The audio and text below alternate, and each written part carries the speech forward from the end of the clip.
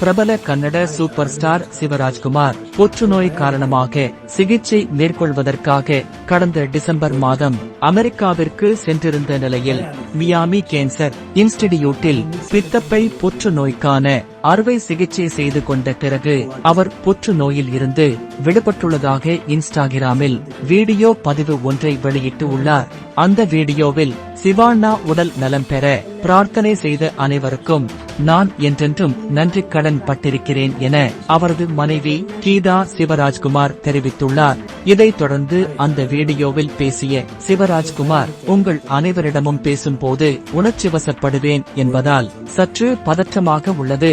உங்கள் அனைவரையும் அறுவை சிகிச்சைக்காக விட்டுச் செல்லும் போது நான் மிகவும் உணர்ச்சிவசப்பட்டேன்.